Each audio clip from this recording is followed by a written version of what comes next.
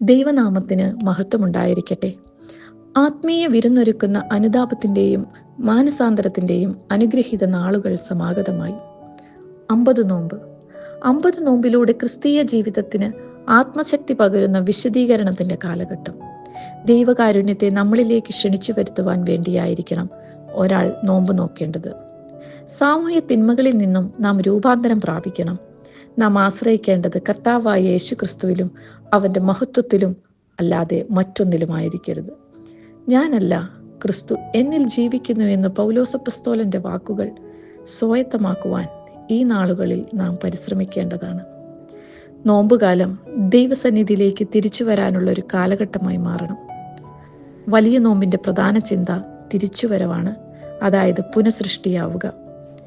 നോമ്പുകാലത്ത് പ്രാർത്ഥന, വേദവായന, ഉപവാസം എന്നിവയ്ക്ക് കൂടുതൽ സമയം ചെലവിടണം. മനസ്സിനെ ദൈവവിശ്വാസം കൊണ്ട് നിറയ്ക്കുമ്പോൾ അന്യവിചാരങ്ങളെല്ലാം ഇല്ലാതാകും.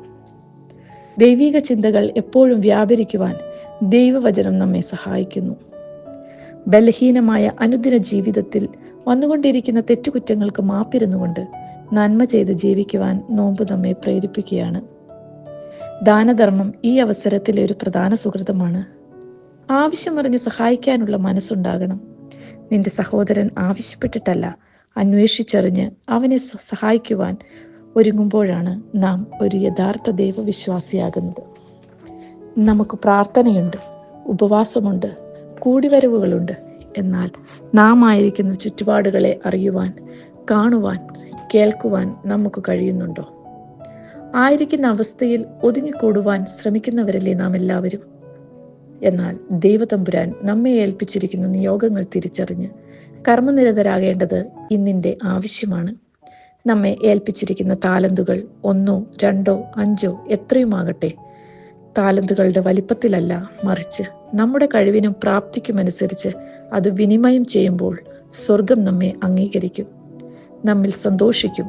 അതിന് ദൈവത്തിൻ്റെ പരിശുദ്ധാത്മാവ് നമ്മെ അനുഗ്രഹിക്കട്ടെ.